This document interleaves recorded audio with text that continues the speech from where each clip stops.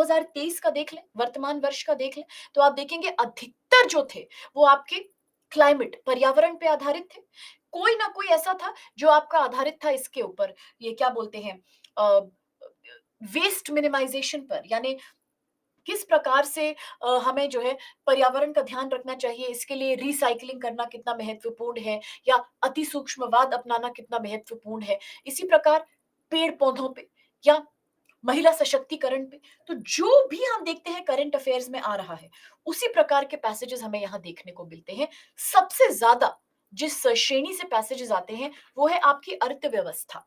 अर्थव्यवस्था पे आप देखोगे हर वर्ष तकरीबन 5 से 6 पैसेज तो आते ही आते हैं। यानी अब जैसे इस समय क्या चल रहा है, इस समय भारत एक उभरती अर्थव्यवस्था है। लोग कह रहे हैं 2030 तक जापान से भी ज्यादा बड़ी हो जाएगी हमारी अर्थव्यवस्था। तो ये एक बहुत महत्वपूर्ण मुद्दा है। इसी प्रकार युद्ध जिस प्रकार के चल रहे हैं, इस प्रकार गरीबी, भूखमरी, राष्ट्र आय में किस प्रकार से नुकसान पहुंचा है युद्ध के चलते, ये सब आ सकता है आपका। अनएम्प्लॉयमेंट, बेरोजगारी पे आ सकता है। कृषि, एग्रीकल्चर, कृषि की समस्याओं पे बहुत पैसे जाते हैं। अर्थव्यवस्था वाले पैसेजेस सबसे ज्यादा समझने में मुश्किल और टफ होते हैं। क्यों? क्योंकि काफी ज्यादा इसमें नंबर और डेटा का इस्तेमाल होता है, आंकड़ों का इस्तेमाल होता है। कई आंकड़े दिए जाएंगे आपको कि एग्रीकल्चर, कृषि में सब्सिडी कितनी दी जा रही है किसानों को, या इस प्रकार का दे देंगे कि जीडीपी में किस प्रकार जो है गिराव आ गया है पिछले कुछ वर्षों में, या इन्फ्लेशन किस प्रकार से तेजी से बढ़ रहा है। सबसे कठिन इनको ही समझना होता है। अगला आप देखेंगे भूगोल, या फिर हम इसको क्लाइमेट भी कह सकते हैं, पर्यावरण। इस पे बहुत सारे परिच्छेद आते हैं। आतंकवाद पे कम आता है, अभी तक तो नहीं आया, आ सकता है क्योंकि अब मुद्दे में है। पैसेज का मतलब परिच्छेद, परिच्छेद, अवतरण, एक छोटा सा लिखा गया परिच्छेद या अनुच्छेद, छोटा पैराग्राफ। ठीक है। इसी प्रकार पर्यावरण पे क्या, जलवायु परिवर्तन हो सकता है आपका, या फिर वनों में जो आग लग रही है उस पे हो सकता है। बायोडाइवर्सिटी किस प्रकार खत्म हो रही है, विलुप्त हो रही है, इस पे आ सकता है। मृदा किस प्रकार से जहरीली होती जा रही है, ये रसायनों के इस्तेमाल की वजह से कृषि क्षेत्र में, इस पे आ सकता है। आपका आ सकता है पर्यावरण में भूकंप से किस प्रकार नुकसान पहुंच रहा है, या ओजोन लेयर के ऊपर आ सकता है, कैसे कम होती जा रही है, बहुत ही कॉमन है। ऐसे ही विज्ञान पे पैसे जाते हैं, अधिकतर बीमारियों के ऊपर आते हैं बहुत ज्यादा पैसे, जैसे कि एचआईवी एड्स पर आ गया, कोविड महामारी पर आ गया। ऐसे ही भूखमरी और कुपोषण पे बहुत पैसे जाते हैं। कुपोषण पे तो बहुत ज्यादा पैसे जाते हैं, बहुत ही ज्यादा, कि बच्चों में क्यों मृत्यु का दर इतना अधिक है भारत में, खान पान की समस्या है महिलाओं में, बच्चों में। इसी प्रकार से ये फूड पॉइजनिंग बहुत ज्यादा आता है इस पे। 2023 में एक पैसेज आया था एंटीबायोटिक के ऊपर, कि किस प्रकार से एंटीबायोटिक के नियमित इस्तेमाल के कारण पर्यावरण का ह्रास हो रहा है। कुपोषण का मतलब होता है मैल नरिशमेंट, पर्याप्त भोजन या पोषण ना मिलना, उसके कारण कमजोरी, बीमारी हो जाना, मृत्यु हो जाना। वो 2023 में आया था एंटीबायोटिक के ऊपर, किस प्रकार जहरीली एंटीबायोटिक के कारण हम देख रहे हैं कि पर्यावरण का ह्रास हो रहा है, पर्यावरण नष्ट होता जा रहा है। बहुत आते हैं इसके ऊपर। ऐसे ही सामाजिक मुद्दों पर भी कई बार आ जाते हैं, जैसे दहेज प्रथा, बाल श्रम, चाइल्ड लेबर, या भारत में किस प्रकार से जाति भेद है, लिंग भेद है, इसके ऊपर आ जाता है। अधिकतर करंट अफेयर्स, अब फॉर एग्जांपल अभी हालिया में क्या मुद्दा उठा हुआ है, 128वां अमेंडमेंट बिल चल रहा है पार्लियामेंट, संसद में। तो इसीलिए महिला सशक्तिकरण पे आ सकता है। महिलाओं के लिए आरक्षण क्या अच्छी बात है, क्या इससे महिलाओं को उन्नति वास्तव में मिलेगी या नहीं मिलेगी। जाति भेद पे आ सकता है। बिहार में क्या हुआ है हालिया में, कास्ट सेंसस हुआ है, जाति सेंसस। इसीलिए हाँ, वेरी गुड, जाति गणना हुई है, तो इसीलिए कास्ट सेंसस के कारण जाति भेद समाज में हमारे क्यों है, इस पे आ सकता है पैसेज। ऐसे ही इजराइल पैलेस्तीन पे वॉर है, तो धर्म पे आ सकता है। 2021 में बहुत सारे पैसेज आए थे, किस पे, धर्म पे, कि क्या धर्म समाज को विभाजन करने का काम करता है कि समाज को जोड़ता है। बहुत आते हैं ऐसे मुद्दे। बिल्कुल, बिहार में भी हुआ है। इसी प्रकार से गरीबी, गरीबी पे बहुत पैसे जाते हैं। गरीबी के अलावा आय असमानता बहुत आता है इस पे। इनकम इनइक्वालिटी,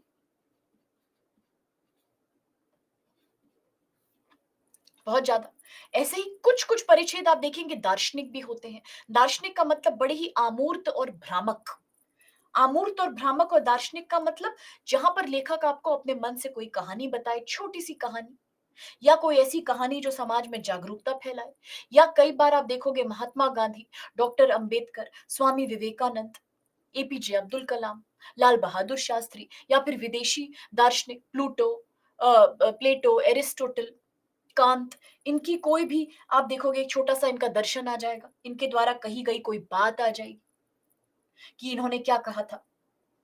ठीक है, रोमियो रोला हो, कोई भी ऐसा प्रसिद्ध दार्शनिक, उनके द्वारा कही हुई कुछ बातें आ सकती हैं, राजनीति पे आ सकती हैं, लोकतंत्र पे आ सकती हैं, धर्म पे आ सकती हैं, कुछ भी, दया पे आ सकती हैं, करुणा पे आ सकती है। ठीक है, तो दर्शन में तो कोई भी कहानी, किसी लेखक के मन की बात आ सकती है। तो बस इसी प्रकार के ज्यादातर परिच्छेद यहाँ देखे जाते हैं। ठीक है, हमेशा याद रखें कि जितना करंट अफेयर्स में मुद्दे हैं, अधिकतर पैसेज उन पे ही आधारित रहेंगे। तो इसीलिए अगले साल के लिए महिला आरक्षण एक बहुत महत्वपूर्ण मुद्दा है। जाति जनगणना यानी कास्ट का भारत में क्या महत्व है, जाति भेद क्यों है, लिंग भेद क्यों है, ये एक बहुत महत्वपूर्ण मुद्दा है। धर्म एक बहुत महत्वपूर्ण मुद्दा है। और इसी प्रकार से विश्व युद्ध, यानी जो इस प्रकार अलग अलग देशों के बीच युद्ध छिड़ा हुआ है, इस पे आ सकता है। इन सभी पे हम देखेंगे कई सारे। अब जो ये डिपेंड करता है कि आने वाले सालों में जो जो करंट अफेयर्स बनते जाएंगे, 2027 में परिच्छेद उसी में से आएगा। लेकिन हर साल ये बात जरूर याद रखें कि तकरीबन 15 पैसेज या तो अर्थव्यवस्था से आते हैं, इकोनॉमी से, और या सीधे सीधे क्लाइमेट से। क्लाइमेट पे तो बहुत कुछ आता है, भूमंडलीय ऊष्मीकरण, और ये क्यों हो रहा है जलवायु परिवर्तन, नदी का पानी क्यों इस प्रकार से जहरीला होता जा रहा है, रसायनों के इस्तेमाल से क्यों कृषि में इतनी ज्यादा हम देख रहे हैं कि अ, मिट्टी का जो उत्पादकता है वो कम होती जा रही है। कुछ भी इस प्रकार का, वर्षा ऋतु कम क्यों है, कहीं पर बाढ़ आ रही है, कहीं सूखा पड़ रहा है, भूकंप से लेके सब कुछ, ये सारे क्लाइमेट के मुद्दे हैं जो हो ही रहे हैं। सिक्किम में हुआ, असम में हुआ, ये सब यहाँ कवर हो जाते हैं। ठीक है, तो जनरली इन्हीं टॉपिक्स से लेके आप देखोगे पैसेजेस लिए जाते हैं। ज्यादातर यूपीएससी हिंदू अखबार से, इंडियन एक्सप्रेस अखबार से, इकोनॉमिक टाइम्स अखबार से, जितने भी यहाँ पे एडिटोरियल आर्टिकल्स आते हैं, उन्हीं को उठा के उनके परिच्छेद बना के यहाँ प्रस्तुत कर देते हैं। तो इसीलिए ये करंट अफेयर्स से जुड़े हुए होते हैं। ये बात क्लियर है? जनरली ये पाया गया है कि जो अखबार हैं भारत में, कुछ प्रसिद्ध अखबार जैसे इंडियन एक्सप्रेस, जैसे कि द हिंदू, जैसे कि आप देखेंगे इकोनॉमिक टाइम्स, योजना मैगजीन आप सभी जानते होंगे, बहुत ही प्रसिद्ध मैगजीन है, योजना मैगजीन है आपकी। तो जितने भी आप यहाँ देखते हैं आर्टिकल्स, जितने भी आप देखते हैं यहाँ पैसेजेस, वो सारे के सारे यहीं से लिए जाते हैं। इनके आर्टिकल्स का एक छोटा छोटा हिस्सा बना के ये आपको परिच्छेद के रूप में प्रस्तुत कर देते हैं। कुरुक्षेत्र से बेटा मैंने अभी तक देखा नहीं है, लेकिन हाँ कुरुक्षेत्र में अच्छे टॉपिक्स कवर्ड रहते हैं। लेकिन इनमें से तो हूबहू दे देते हैं उठा के, जो जो आर्टिकल इनमें छपते हैं उसी को कॉपी करके ये लोग परिच्छेद बना देते हैं। क्यों? क्योंकि ये भी करंट अफेयर्स पे ही तो होता है, अखबार और आपके मैगजीन में तो करंट अफेयर्स ही आएगा। तो इसीलिए करंट अफेयर्स तो वैसे भी आपको पढ़ना ही पड़ेगा जीएस पेपर 1 के लिए, उनको ध्यान में जरूर रखिएगा, तो आपको पैसेज जल्दी समझ में आएगा। ठीक है, क्लियर है ये बात? क्लियर है ये बात? काफी इंपॉर्टेंट है, क्योंकि इस मैगजीन में भी हम लोग सारे करंट अफेयर्स आपको कंपाइल करके दे देते हैं। अधिकतर बच्चों के पास समय नहीं होता है न्यूज़पेपर को सेपरेटली पढ़ने का या मैगजीन पढ़ने का, तो उनके लिए मैगजीन एक बहुत अच्छा जरिया है, बहुत अच्छा सोर्स है। बाकी जितना ज्यादा पढ़ेंगे, ऑब्वियस सी बात है, स्वाभाविक सी बात है कि उतनी जल्दी लिखी हुई चीज समझ में भी आएगी। That's logical. ठीक है, तो ये कहने के पश्चात अब फॉर्मली शुरू करते हैं अपने सी सैट की जबरदस्त तैयारी से, सी सैट के कॉम्प्रिहेंशन की जबरदस्त तैयारी से। ठीक है, तो अभी तक हमने जो किया, 1 घंटे में क्या किया, पेपर का स्वभाव समझा, नेचर समझा, स्ट्रक्चर समझा, टाइम समझा, मार्किंग स्कीम समझी, क्या क्या पूछा जाता है ये समझा, क्यों कॉम्प्रिहेंशन इतना महत्वपूर्ण है ये समझा, फिर ये समझा कि कॉम्प्रिहेंशन आखिर होता ही क्या है, फिर ये समझा कि सी सैट के इस कॉम्प्रिहेंशन में सही उत्तर नहीं देना है, प्रासंगिक सटीक उत्तर देना है, सार को या निचोड़ को समझना है, मुख्य विचार को भांपना है, स्लोली स्लोली आराम आराम से पढ़ना है। टोटल तकरीबन 30 पैसेज आ सकते हैं। यही सब देखा है हमने। हाँ, अगर आपका मीडियम हिंदी है तो आप हिंदी में ही पढ़ें। न्यूज़पेपर और मैगजीन दोनों हिंदी में ही पढ़ें। नोट्स, ऐसा है कि कॉम्प्रिहेंशन वाले सेगमेंट के लिए नोट्स बनाना अनिवार्य नहीं है। अगर आपको ऐसा लगता है कि हम क्लास के दौरान कुछ खास बातें करते हैं, जैसे मुख्य विचार वाली बात, निचोड़ या सार वाली बात, जैसे सही उत्तर ना देके सटीक उत्तर देने वाली बात, तो वो सब आप नोट कर सकते हैं अपने रेफरेंस के लिए, लेकिन कोई जबरदस्ती नहीं है नोट्स बनाने की। हाँ, सीसैट को तो हम पोल से ही करते हैं, करना ही पड़ेगा क्योंकि ऑब्जेक्टिव है और चॉइस भी नहीं है हमारे पास कोई। ठीक है, तो अभी तक इतना ही समझा हमने। फिर मैंने आपको बताया कॉम्प्रिहेंशन किसको कहते हैं, कॉम्प्रिहेंशन किस बात की कला है, समझने की कला है, बस इतना ही बताया। फिर ये बताया, बच्चे पूछते हैं पैसेज कहाँ से आते हैं, किस प्रकार के पैसेज आते हैं, तो वो भी देख लिया भाई। करंट अफेयर से आते हैं, पर्यावरणीय समस्याओं से लेके अर्थव्यवस्था वाली समस्याओं तक, आर्थिक समस्याओं से लेके सामाजिक मुद्दों से लेके जो भी करंट अफेयर्स में है वो आ जाते हैं, आएगा, वो भी आएगा। ये करने के बाद अब फॉर्मली, औपचारिक रूप से हम सी सैट के पैसेजेस को हल करने की तरकीब समझेंगे। अब अभी से 6:13 से। अब तक हमने बस एग्जाम को समझा है, कॉम्प्रिहेंशन की कला को समझा है, पेपर क्या है उसको समझा है। अब देखते हैं कैसे इनको हल किया जाए। हाँ, ट्रांसलेशंस आपको मिल जाएंगे ऑनलाइन, या फिर योजना भी देख सकते हो आप, योजना भी हिंदी में आती है। क्या ये क्लियर है? पेपर समझ में अगर आ गया तो अब हल करने की तरफ बढ़े। अब यहां से 6:13 से जो भी चर्चे हम करने वाले हैं आज 8:30 बजे तक, वो सारी बातें आपके लिए बहुत ही इंपॉर्टेंट है। एक एक शब्द, एक एक अक्षर को ध्यान से सुनिए। एक भी चीज समझ में ना आए तो 1000 बार पूछिए, 1,00,000 बार पूछिए, मेरी ड्यूटी है उसको सॉल्व करना, लेकिन बिना समझे आगे मत बढ़िए, क्योंकि ये फुल एंड फाइनल है। ये अच्छे से समझ में आ गया तो बहुत बढ़िया होगा आपका कॉम्प्रिहेंशन, और अगर यहीं पर समझ में नहीं आया तो आगे फिर बहुत प्रॉब्लम हो जाएगी। ठीक है, ये आपका फंडामेंटल है, ये आपका आधारभूत है, इसको बहुत सीरियसली समझेंगे। ठीक है, तो चलो शुरू करते हैं।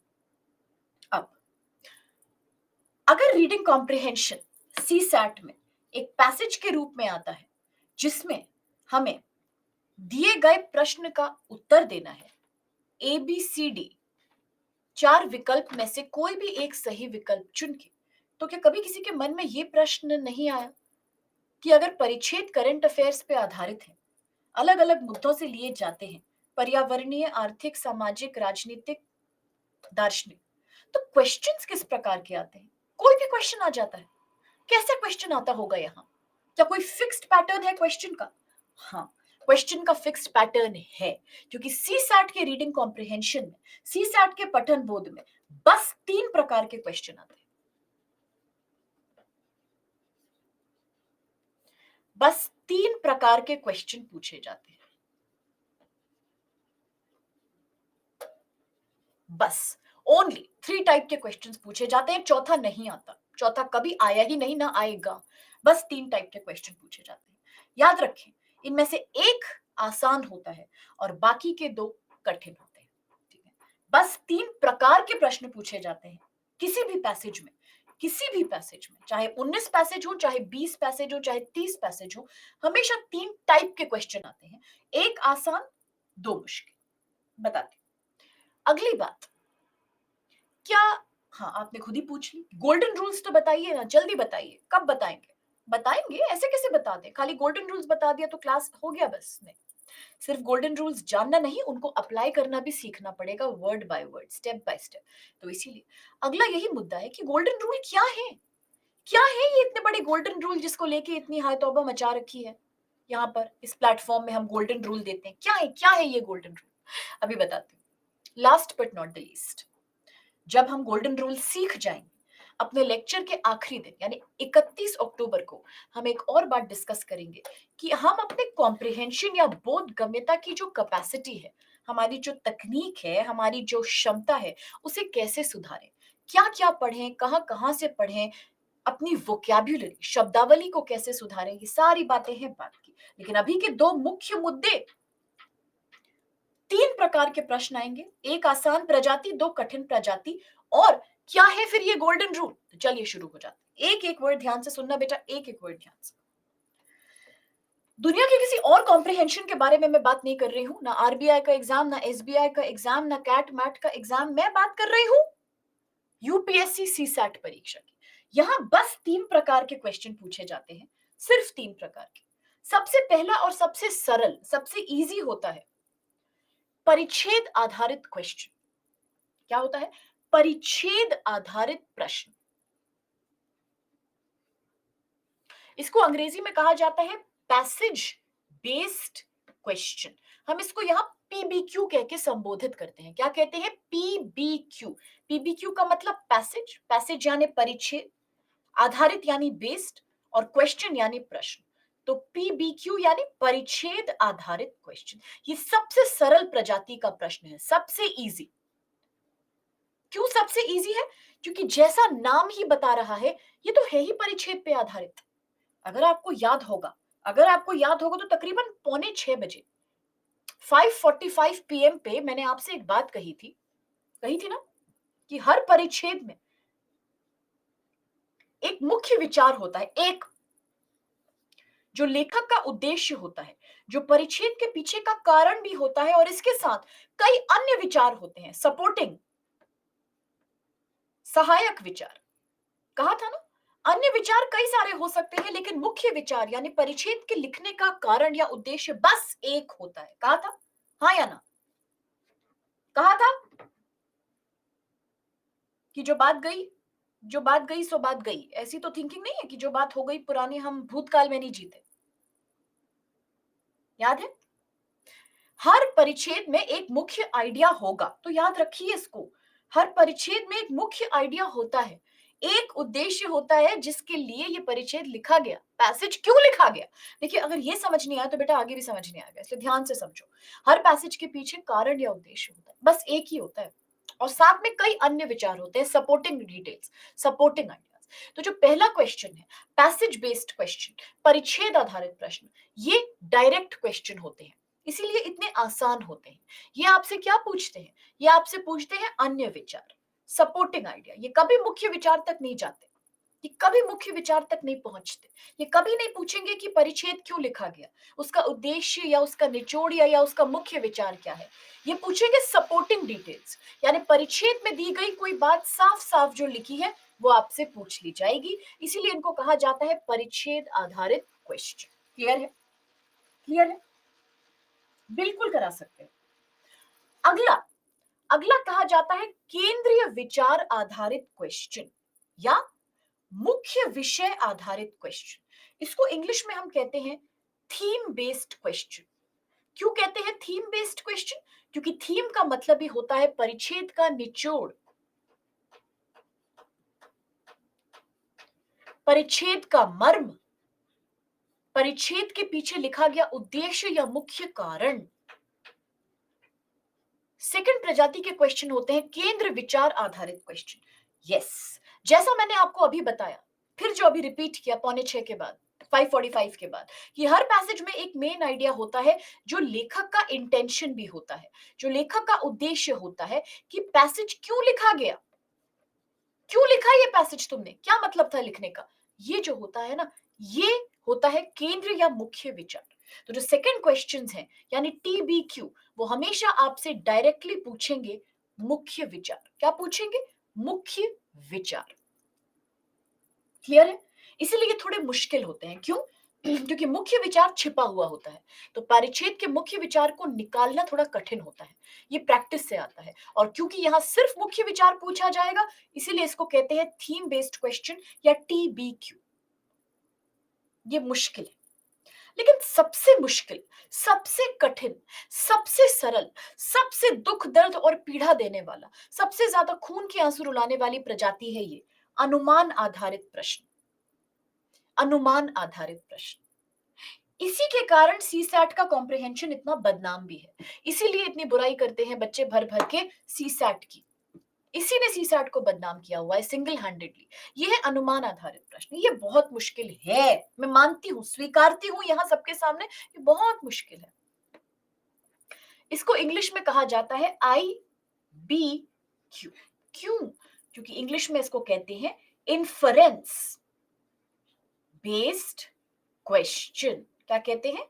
Inference based question. इन्फरेंस का मतलब क्या होता है? अनुमान बनाना। अनुमान का मतलब क्या होता है? अनुमान का मतलब होता है, जैसा मैंने आपको 5:25 पे आज एक उदाहरण दिया था, शायद आप भूल गए लेकिन मुझे याद है, कि अगर आप सड़क से जा रहे हो और सामने भीड़ जमा हो और आप समझ नहीं पा रहे हैं कि क्या हुआ है, कोई हादसा हुआ है, एक्सीडेंट हुआ है, लड़ाई झगड़ा है, या किसी ने कहा था कोई ड्रामा या नृत्य चल रहा है, या कोई धरना है, या क्या हो गया।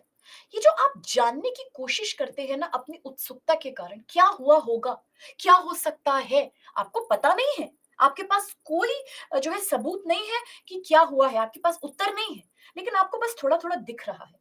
कहीं कोई एम्बुलेंस दिख गई, कहीं कोई गिरा हुआ दिख गया, हाँ कहीं सपोज फिल्म की शूटिंग है तो कोई कैमरा दिख गया, या कहीं लग रहा है कि पुलिस मार पीट रही है तो कोई झगड़ा आंदोलन है। ये सारे तर्क आप क्यों लगा रहे हैं? क्योंकि आपके सामने सबूत है।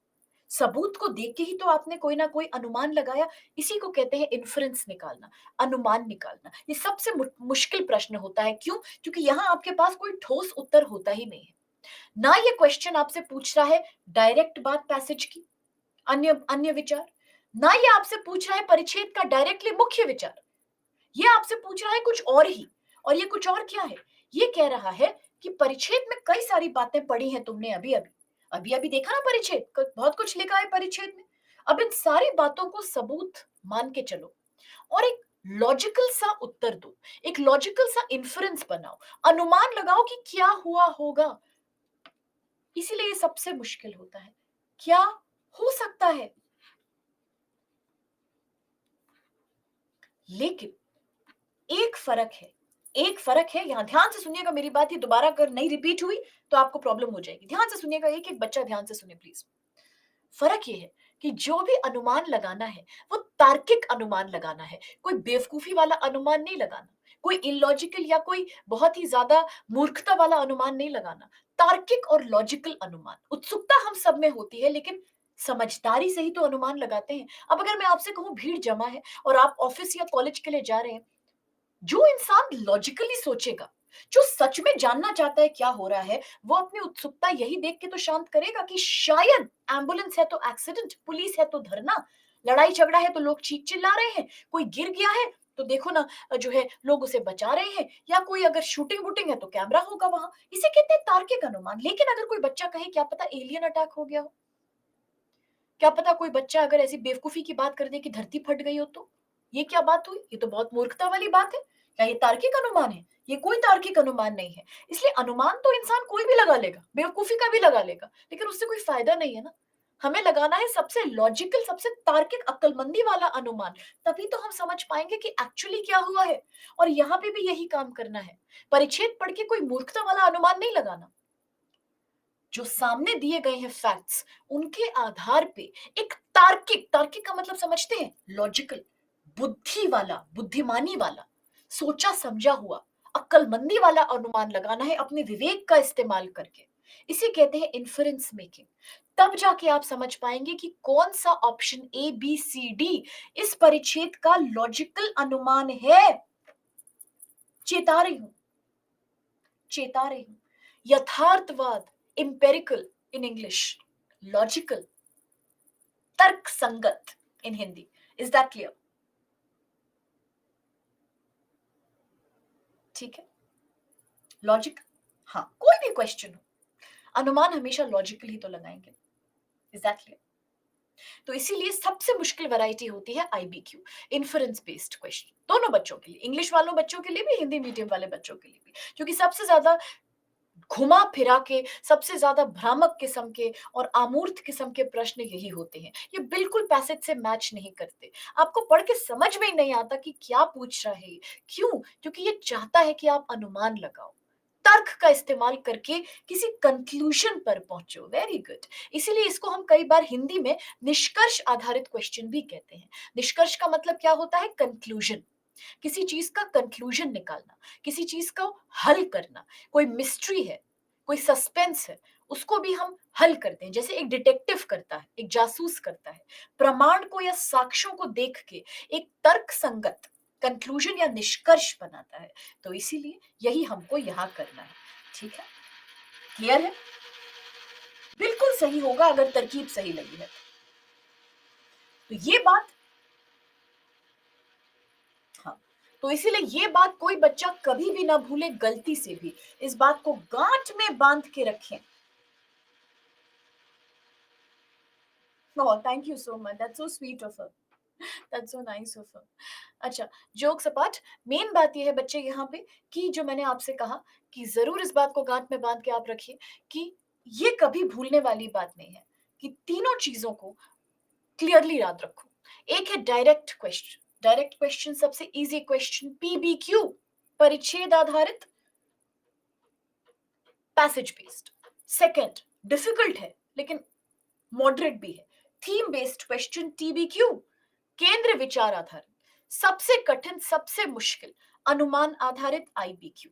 तो आगे से अगले स्लाइड ऑनवर्ड्स मैं इन वर्ड्स का इस्तेमाल करूंगी, पीबीक्यू, टीबीक्यू, आईबीक्यू। हम बार बार इसका फुल फॉर्म रिपीट नहीं करेंगे, it's a waste of time. ठीक है, 2 या 3 बार इन तीनों को अच्छे से समझ लीजिए, आगे से कोई कंफ्यूजन हमें नहीं चाहिए इसमें। मैं चाहती हूँ हर बच्चे को ये बात क्लियर हो जाए। What is PBQ? परिच्छेद आधारित डायरेक्ट सरल क्वेश्चन, जो कहां से पूछा जाता है? अन्य विचार से। इसके लिए पैसेज को समझना या जानना भी जरूरी नहीं है, आंसर साफ साफ दिखता है पैसेज में लिखा हुआ। टीबीक्यू, थीम बेस्ड क्वेश्चन, यानी मुख्य या केंद्र विचार आधारित। हर परिच्छेद में बस एक मुख्य विचार होता है जो उसका उद्देश्य होता है, ये आपसे वो पूछता है।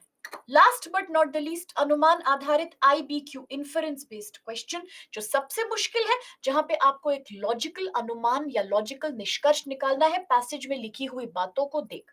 Is that clear? आगे तभी बढ़ेंगे जब सब बच्चे इस चीज को रट लें, पीबीक्यू, टीबीक्यू, आईबीक्यू। नहीं नहीं, आईबीक्यू ही याद रखिए। बहुत प्रैक्टिस करवाऊं, कमर तोड़ प्रैक्टिस, जी तोड़ मेहनत। कोई कंफ्यूजन तो नहीं होगा इसमें? कोई कंफ्यूजन तो नहीं होगा इसमें? अधिकतर ऐसा होता है कि लेक्चर के 3 घंटे बाद कभी कभी कमेंट आता है, मैम ये पीबीक्यू क्या होता है? मुझे लगता है कि अब तो मुझे हार्ट अटैक आने ही वाला है, बस अब तो बस प्राण निकलने वाले हैं मेरे, ये क्या पूछ लिया। ऐसा तो नहीं होगा? पक्का? पीबीक्यू पैसेज बेस्ड, परिच्छेद आधारित, सबसे सरल। टीबीक्यू मुख्य विचार आधारित, जो कि एक मुख्य विचार को ढूंढ रहा है, परिच्छेद क्यों लिखा गया। आईबीक्यू अनुमान आधारित, सबसे मुश्किल। अब इन तीनों को हल करने के लिए ही आपको मैं दूंगी 4 गोल्डन टिप्स, यानी 4 सुनहरी टेक्निकें, जो इस लेक्चर की मिस्ट्री भी है, जैसा किसी ने कहा था। ये तीनों क्वेश्चंस पूछे जाते हैं सीसैट में, लेकिन सबसे ज्यादा पूछा जाता है आईबीक्यू। ये एक बैड न्यूज है, सबसे ज्यादा आईबीक्यू आता है, सेकंड टीबीक्यू आता है, सबसे कम पीबीक्यू आता है। यानी हर साल अगर 30 प्रश्न आते हैं कॉम्प्रिहेंशन में से, तो मान के चलें कि कम से कम 15 तो आईबीक्यू ही होंगे, अनुमान आधारित। बचे कुचे हो सकता है आपके 10 हो टीबीक्यू, यानी मुख्य विचार आधारित, और जो इसके बाद भी बच जाते हैं, ले दे के आपके 5, वो होंगे आपके पीबीक्यू। अगर पीबीक्यू आएंगे तो बच्चे हंसते खेलते पास हो जाएंगे, इट इज वेरी इजी, इसमें दिमाग तो लगाना ही नहीं है। जो भी सही ऑप्शन है वो पैसेज में साफ साफ दिख जाएगा आपको। मैच द फॉलोइंग, आप हंसते हंसते कर लोगे पीबीक्यू, वेरी स्कोरिंग, वेरी स्कोरिंग। लेकिन टीबीक्यू और आईबीक्यू में पसीना बहाना पड़ेगा बच्चे, तो चलिए पसीना बहाते हैं। अभी तो बहुत टाइम लगेगा, पैसेज पढ़ने में कितना टाइम लगेगा, तो अभी तो बहुत टाइम लगेगा। आज तो पहला लेक्चर है, अगर आपने पहले तैयारी नहीं की है तो 5 मिनट भी लग सकते हैं, लगने दीजिए, कोई बात नहीं। लेकिन चौथे लेक्चर के बाद मेरी तो यही आपसे अपेक्षा है, यही उम्मीद है कि पर पैसेज आपको नहीं लगेंगे मोर देन 40 सेकेंड्स, नहीं लगने चाहिए। मैक्सिमम मैक्सिमम 50 सेकेंड, इससे ज्यादा नहीं। हाँ, वो अनुमान है बेटा, अभी बताऊंगी, सब बताऊंगी।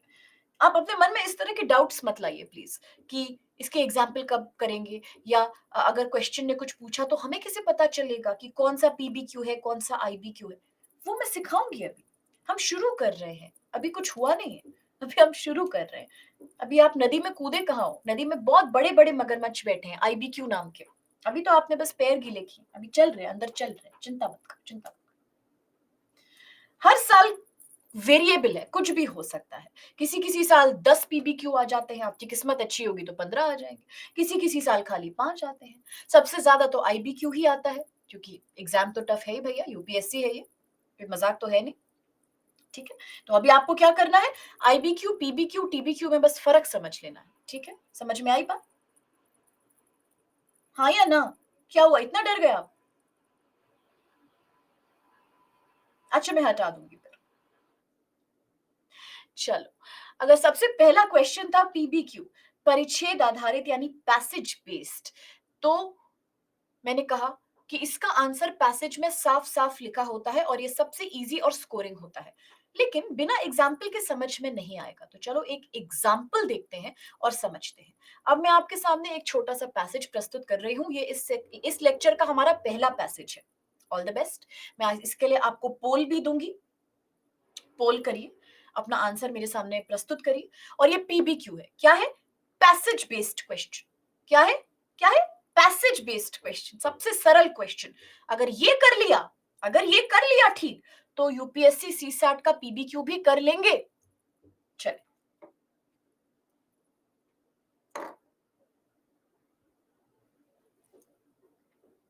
पढ़िए।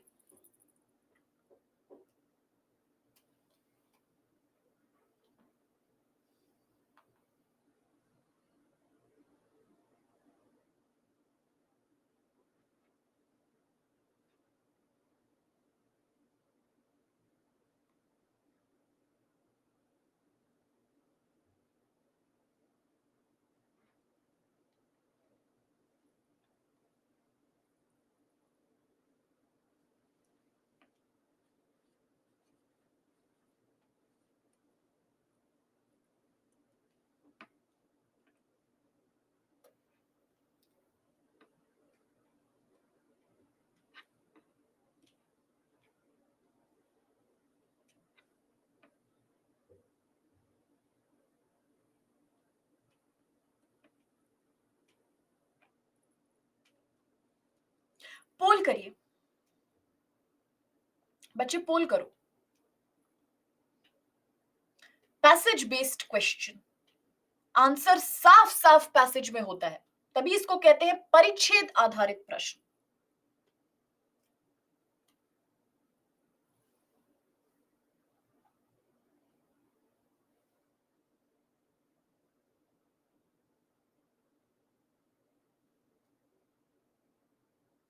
बहुत बढ़िया। 64% बच्चे कहते हैं इसका उत्तर डी है, जो कि बिल्कुल सही उत्तर है, एब्सोल्युटली करेक्ट। बहुत सारे बच्चों ने पोल अटेम्प्ट ही नहीं किया, मुझे दुख है क्यों नहीं किया। प्लीज बच्चे सारे अटेम्प्ट करिए, आपको अच्छा लगेगा, मजा आएगा, डरने की कोई जरूरत नहीं है। This is just a class, हम लर्न कर रहे हैं बेटा, कोई बात नहीं, गलती होने दो। लेकिन थोड़ा सा ताज्जुब है कि 14% बच्चे कहते हैं बी और 11% बच्चे ए और फिर से 11% बच्चे भी कहते हैं सी।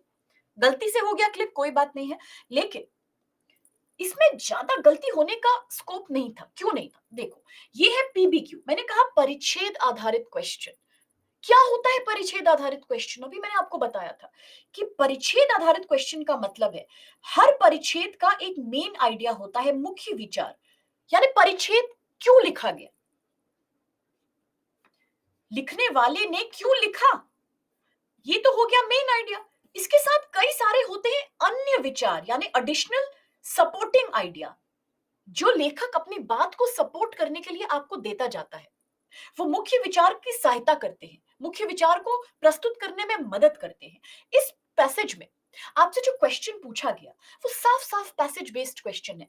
वो कहता है पुस्तकालय यानी लाइब्रेरी का आकार, साइज कैसा हो सकता है, कैसा हो सकता है। तो कैसे पहचानेंगे, वेरी गुड क्वेश्चन, कैसे पहचानेंगे कि ये एक पैसेज बेस्ड क्वेश्चन है। कैसे पता चलेगा किसी बच्चे को कि ये एक पीबीक्यू है? ऐसे पता चलेगा, ध्यान से सुनिए, कि मैंने कहा था कि पीबीक्यू यानी पैसेज बेस्ड क्वेश्चन हमेशा अन्य आइडिया या अन्य विचारों के ऊपर आते हैं, मुख्य विचार के ऊपर नहीं आते। यानी याद रखिए मेरी बात कि पैसेज बेस्ड क्वेश्चन कभी भी पूरे परिच्छेद पे या पूरे पैसेज पे आधारित नहीं होते।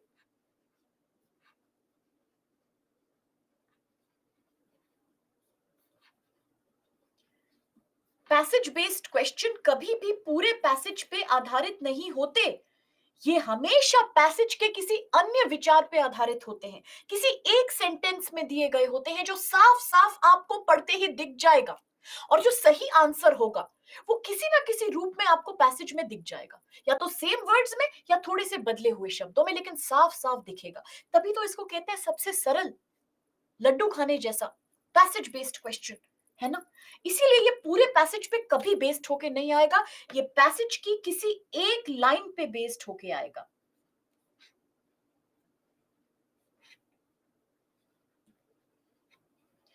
कुछ बच्चे कहते हैं क्या हम नोट्स लें? इसको नोट करिए, अभी नोट करिए, इसी समय नोट करिए बच्चे। ये डायग्राम बनाइए, जरूर बनाइए, मैं तो कहती हूँ। मेन आइडिया एक, क्यों लिखा गया पैसेज, कई सारे अन्य आइडिया। पैसेज बेस्ड क्वेश्चन या पीबीक्यू विल ऑलवेज कहां पर बेस्ड होगा?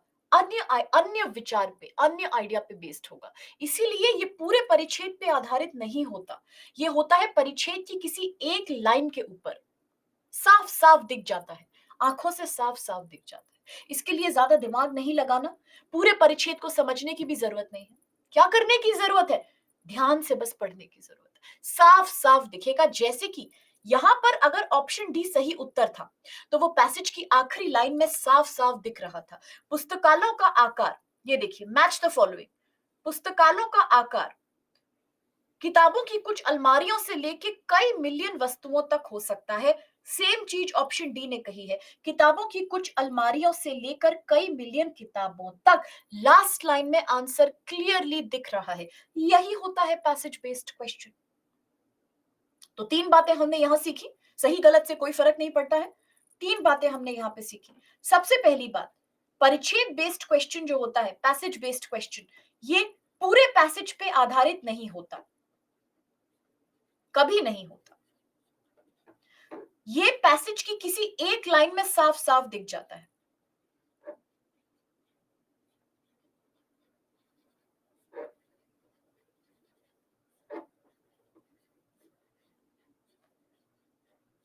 तीसरी बात, पैसेज बेस्ड क्वेश्चन के लिए पूरे पैसेज को समझने की भी जरूरत नहीं है, साफ साफ इसका आंसर पैसेज में होगा, यानी जो ऑप्शन सही है वो दिख जाएगा।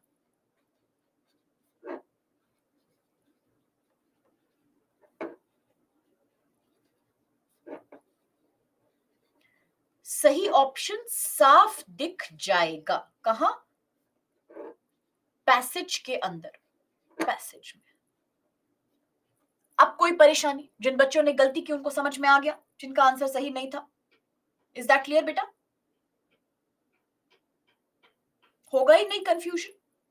अगर इतनी सी बात समझ आ गई, कंफ्यूजन का स्कोप ही नहीं है बेटा, कि अगर पीबीक्यू पैसेज पे बेस्ड है ही नहीं, तो इतना समझ लो कि जो भी प्रश्न पूरे पैसेज पे बेस नहीं है वो पीबीक्यू ही है, और जो पूरे पैसेज के ऊपर आया है वो टीबीक्यू भी हो सकता है, मुख्य विचार बेस्ड, आईबीक्यू भी हो सकता है, अनुमान बेस्ड, वो हम आगे देखेंगे। अभी इतना समझ लो कि जो पैसेज पे बेस्ड नहीं है पूरा, वो पीबीक्यू, जिसका उत्तर साफ साफ दिखे वो पीबीक्यू। क्लियर है? इसी लेवल के आएंगे सीसैट में भी, पीबीक्यू ऐसे ही होता है, और पीबीक्यू में गलती कोई नहीं करेगा क्योंकि वो एकदम आसान होता है।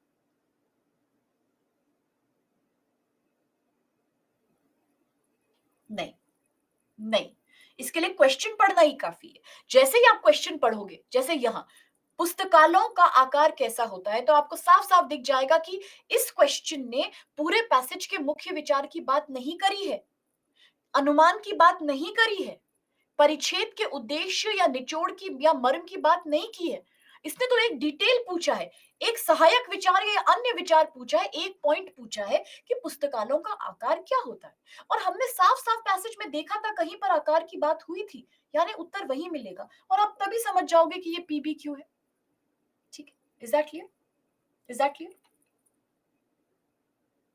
ठीक बात है। तो इस बात को हमेशा गांठ में बांध के रखना कि पीबीक्यू पहचानने में सबसे सरल है और इसका उत्तर भी सबसे इजीली आपको मिल जाएगा। अगर पीबीक्यू आपको समझ में आ गया है तो इसका मतलब पीबीक्यू में आप अच्छा स्कोर करेंगे। अब देखते हैं कितने पीबीक्यू अगले साल आते हैं। लेकिन अब बढ़ते हैं अगले इससे थोड़े से मुश्किल पड़ाव की ओर। यहां से और ज्यादा ध्यान से सुनिएगा प्लीज। क्यों? क्योंकि ये है हमारा सेकंड वैरायटी ऑफ क्वेश्चन, दूसरे प्रकार का क्वेश्चन। इसे कहते हैं थीम बेस्ड क्वेश्चन, मुख्य विचार या केंद्र विचार आधारित प्रश्न, टीबीक्यू। टीबीक्यू की खास बात क्या है? वो डायग्राम आपकी आंखों में साफ साफ दिखना चाहिए। जब भी बात हो थीम की तो आपके दिमाग में ये डायग्राम अपने आप बन जाना चाहिए, चमत्कार हो जाना चाहिए कि एक मेन आइडिया होता है किसी भी परिच्छेद में कि लेखक ने परिच्छेद क्यों लिखा, क्यों लिखा इस परिच्छेद को इस आदमी ने, बस, या इस औरत ने। मुख्य विचार। इसके अलावा कई अन्य विचार होंगे, बहुत सारे होंगे, लेकिन अगर मुख्य विचार पता है तो टीबीक्यू भी आ जाएगा। टीबीक्यू आपसे पूछता है क्या? मुख्य विचार, कि परिच्छेद क्यों लिखा गया, परिच्छेद कैसे, किस लिए बना है, इसका कारण क्या है, इसका उद्देश्य क्या है। तो कैसे पहचानेंगे टीबीक्यू? सबसे पहली पहचान, अब इस बात को ध्यान से सुनिए बेटा, सबसे पहली पहचान, टीबीक्यू पूरे पैसेज पे आधारित होके आएगा।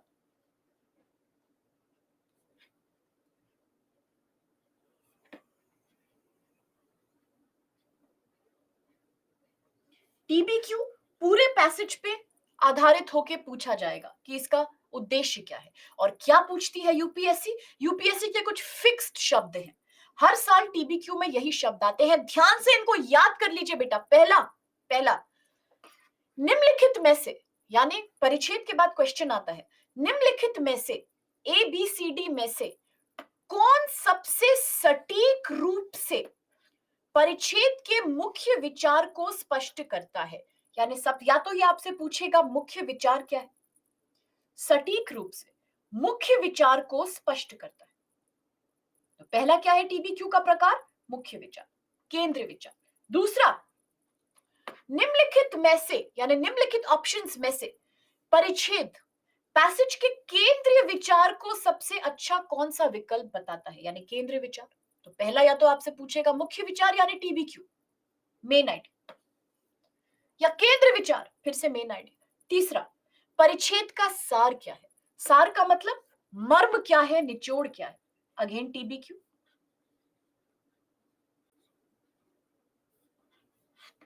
यानी टीबीक्यू, क्या है वो मुख्य कारण, क्यों लिखा गया है ये पैसेज, क्या वजह थी पैसेज को लिखने की, क्यों लिखा इस इंसान ने, दैट इज कॉल्ड सार, परिच्छेद के पीछे का छिपा हुआ उद्देश्य, ये भी टीबीक्यू। अगला क्या पूछता है, कभी कभी पूछता है निम्नलिखित में से कौन सा विकल्प परिच्छेद का मुख्य विषय या मुख्य विषय वस्तु है, ये भी टीबीक्यू है।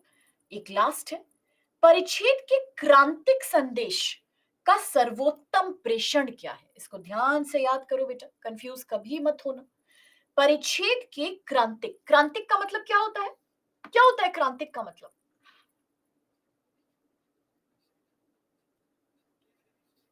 क्रिटिकल, संदेश, मैसेज। संदेश का मतलब मैसेज, क्रांतिक का मतलब क्रिटिकल, सर्वोत्तम, सबसे अधिक, सर्वाधिक।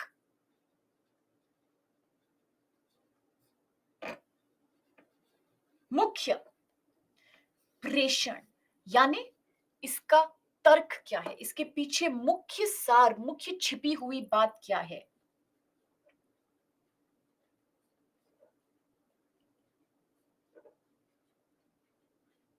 तो वो आपसे कई बार ये भी पूछ लेता है कि परिच्छेद का क्रांतिक संदेश क्या है, या क्रांतिक संदेश का सर्वोत्तम प्रेषण बताओ। यानी कि क्रांतिक संदेश, critical message, critical message, main idea, क्यों लिखा लेखक ने इसको। जब भी टीबीक्यू में डाउट हो, अपने आप से एक प्रश्न पूछो, ये क्यों लिखा गया है? ये इतनी लंबी चौड़ी बात के पीछे किसी का इरादा क्या था? बस आपको उत्तर जरूर मिल जाएगा। इज दैट क्लियर ना? तो टीबीक्यू पहचानने के लिए ये कीवर्ड्स आपको लर्न करने पड़ेंगे, यानी रटने पड़ेंगे। अगर मैं आपसे कहूं कि टीबीक्यू कैसे पहचानेंगे, तो टीबीक्यू पूरे परिच्छेद पे बेस्ड है। टीबीक्यू पूछेगा मुख्य विचार, केंद्रीय विचार, मुख्य विषय वस्तु, सार परिच्छेद का, या क्रांतिक संदेश का सर्वोत्तम प्रेषण। बस सब क्वेश्चंस का मतलब एक ही है, ये टीबीक्यू की प्रजातियां हैं। इनमें से किसी भी प्रकार का आ सकता है, वो टीबीक्यू कहलाएगा। मैंने पहले भी कहा है, यूपीएससी में 3 प्रकार के क्वेश्चन आते हैं। यहां टीबीक्यू जो आप देख चुके हो, टीबीक्यू जो सेकंड प्रजाति है, सेकंड प्रजाति किस किस फॉर्म में आएगी, इस रूप में आएगी। मुख्य विचार वही बात है जो क्रांतिक संदेश है, क्रांतिक संदेश वही बात है जो मर्म या सार है, सार या मर्म वही बात है जो केंद्र विचार है या जो परिच्छेद का सार है। अगर इनमें से कुछ भी शब्द हो तो यानी आपको क्या लिखना है, टीबीक्यू। ये बात क्लियर है? क्लियर है? अगर हाँ तो एक उदाहरण देखें, एक सैंपल क्वेश्चन करें टीबीक्यू समझने के लिए। लेकिन जितनी बार आपको टीबीक्यू दिया जाए, सबसे पहली ड्यूटी आपकी क्या है? क्या है ड्यूटी?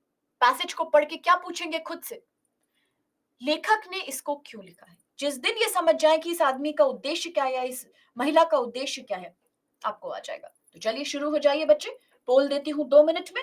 पैसेज को ध्यान से पढ़ेंगे, धीरे धीरे पढ़ेंगे और पोल करिए।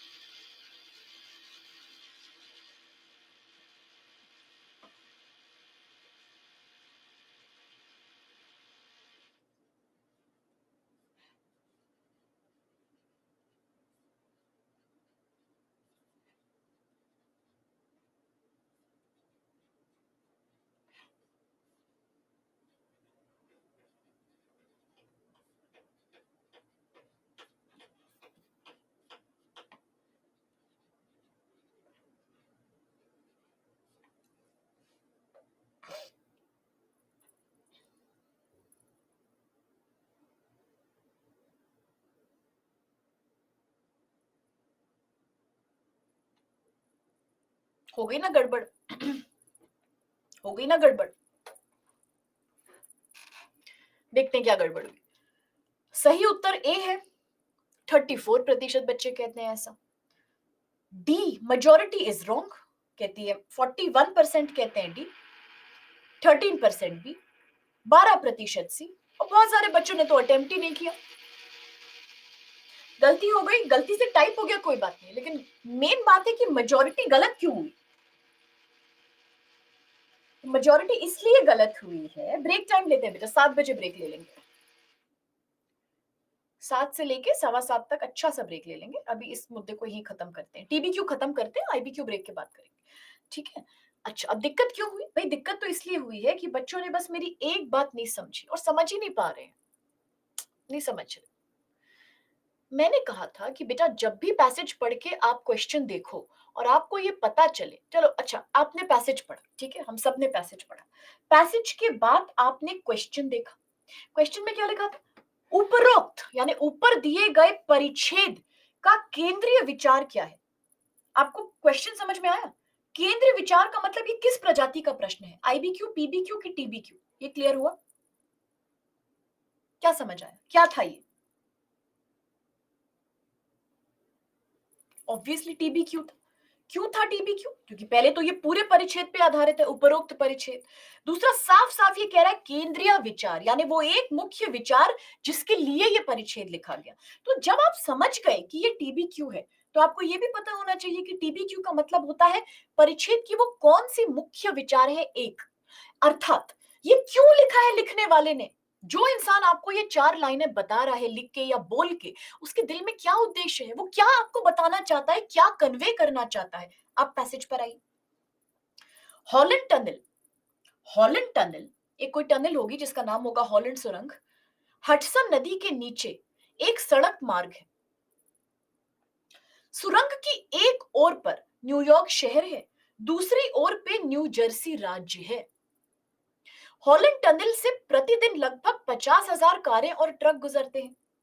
इसकी दूसरी इसकी दूरी सिर्फ 1.5 मील से अधिक है। ठीक है, दिन के समय के आधार पे ये एक लंबी या छोटी यात्रा हो सकती है। लेकिन अगर मैं आपसे ये पैसेज पढ़ने के पहले कुछ और बात करती, चलो पैसेज भी भूल जाओ, अब ध्यान से आंख नाक खोल के मेरी बात सुनो। अगर मैं आपसे कहती हूँ कि मैं आपको 2 बातें बता रही हूँ और मेरी बात का उत्तर बड़ा ध्यान से दीजिएगा। मैं आपसे कहती हूँ, ध्यान से सुनिए, मेरे पास एक लाल कुर्सी है, फुल स्टॉप। मेरे पास एक लाल कुर्सी है, पूर्ण विराम। ये कुर्सी बहुत ही ज्यादा आकर्षक और बहुत ही सुंदर है। अपने जन्मदिन पे मुझे मेरे दोस्तों ने ये उपहार के रूप में दी थी। बहुत महंगी थी, उन लोगों ने विशेष रूप से मेरे लिए बनवाई थी।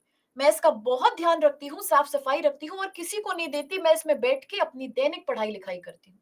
अब अगर मैं आपसे कहूँ कि इन सारी बातों के पीछे मेरा उद्देश्य क्या था, आपको क्या बताना चाहती थी? लाल कुर्सी, ऑब्वियसली लाल कुर्सी। और क्या उद्देश्य था? क्या ये बताना मेरा मुख्य उद्देश्य था कि ये कितनी महंगी थी? या ये बताना मुख्य उद्देश्य था कि दोस्तों ने दी थी? या ये बताना मुख्य उद्देश्य था कि मैं इसका साफ सफाई का ख्याल रखती हूँ, या मैं इसको लेके बहुत ही ज्यादा जो है प्रोटेक्टिव हूँ? मेरा जो मुख्य विचार था वो तो लाल कुर्सी ही था ना। आप ये समझ लो कि बाकी सारी बातें तो सपोर्टिंग आइडियाज थे।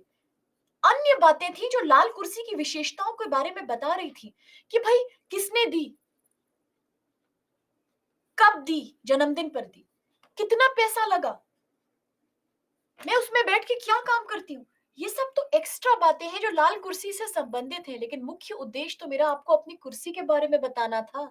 अगर कुर्सी ही ना रहे तो बाकी बातों का क्या लॉजिक है? कोई लॉजिक नहीं है।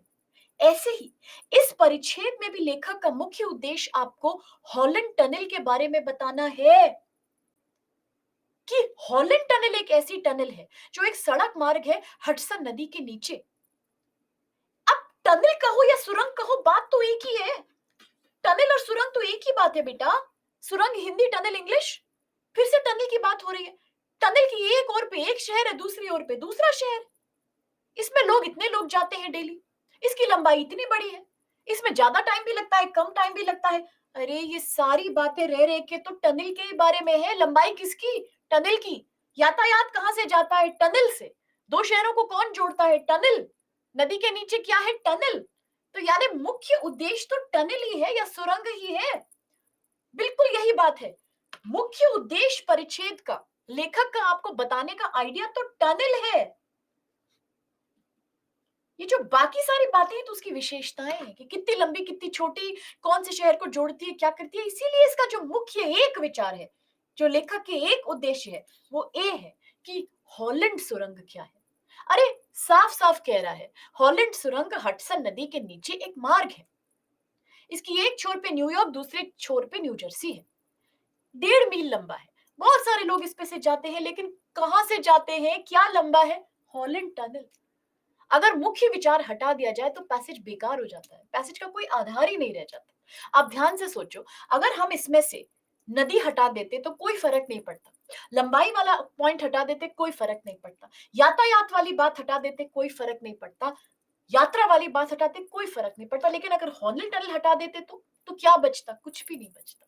तो इसीलिए मुख्य विचार वो सबसे इंपॉर्टेंट बात है जो एक पैसेज के पीछे आपने ढूंढनी है। That's why A is your right answer.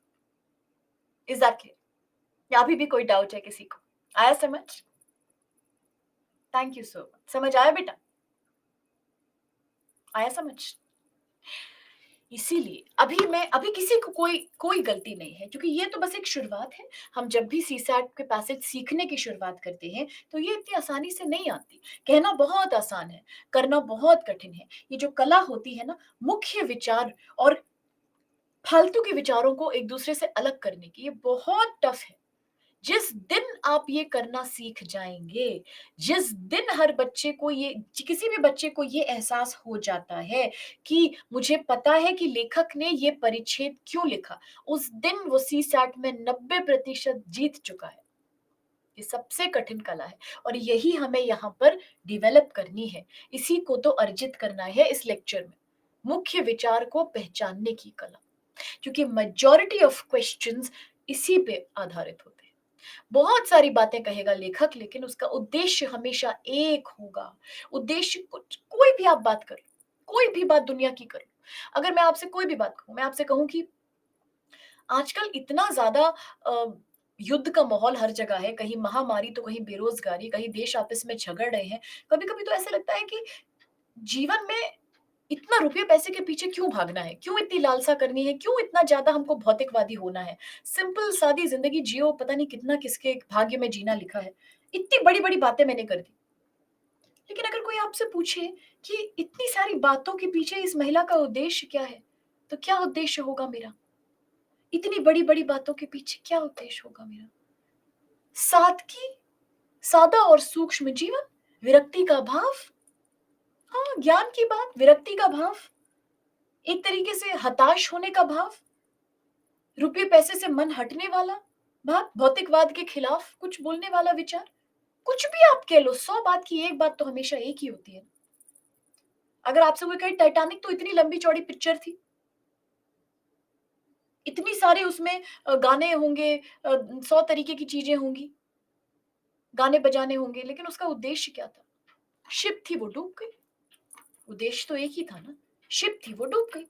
ऐसे आप किसी भी बड़ी लंबी चौड़ी चीज का नाम ले लो।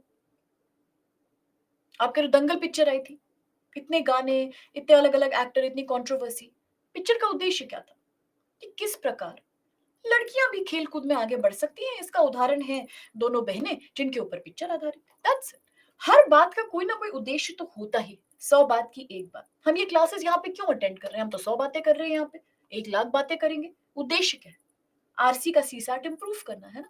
तो वैसे ही हर परिच्छेद की भी एक बात जरूर होती है। जैसे यहाँ पे हॉलैंड टनल, जैसे मेरी थी रेड चेयर। तो इस बात को हमें सीखना होगा, पैसेज बाय पैसेज कैसे डिफरेंशिएट करते हैं। Is that clear?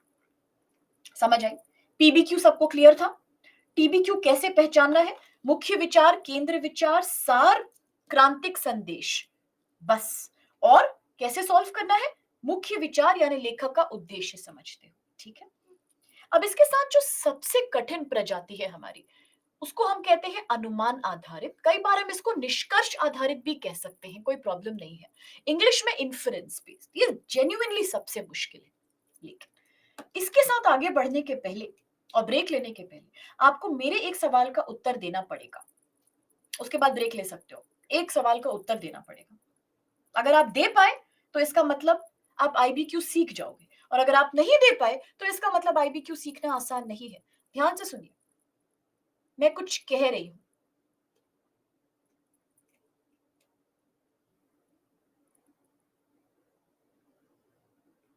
बाहर काले बादल छाए हुए हैं, घने काले बादल। मैं सोच रही हूँ आज जब बाहर निकलूं ना, तो छतरी को साथ ले जाऊं अपनी। Full stop. दिमाग में क्या बत्ती उठी, क्या वर्ड दिमाग में आया? बहुत बढ़िया, वेरी गुड, क्या बात, खुश कर दिया।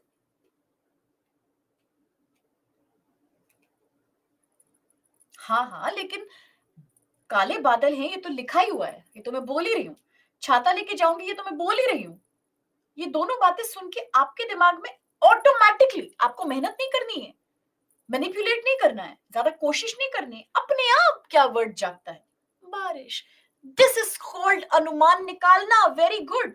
This is called inference making. अगर कोई बच्चा कहता है इसका मतलब आप चाय पिएंगी, इसका मतलब है कि आप रेनकोट भूल गई, तो इसका मतलब वो अननेसेसरी सोच रहा है, वो बेकार वाले तर्क की तरफ बढ़ रहा है, वो तर्क से हटके इमेजिनेशन की तरफ जा रहा है। ये ऐसे राइटिंग नहीं है, ये कविता नहीं है, यहाँ इमेजिनेशन नहीं लगानी, रचनात्मकता का खेल नहीं है, लॉजिक और तर्क का खेल है। तो इसीलिए अननेसेसरी भटको मत। लॉजिकली कौन सा तर्क है? बारिश। तभी तो छाता छाता लेके जाएगा मनुष्य, तभी तो बाहर जाने के पहले सोच रहा है कि बारिश होगी। Logic. This is called inference making. यही होती है अनुमान निकालने की कला। जब आप अपने सामने दी गई, बताई गई या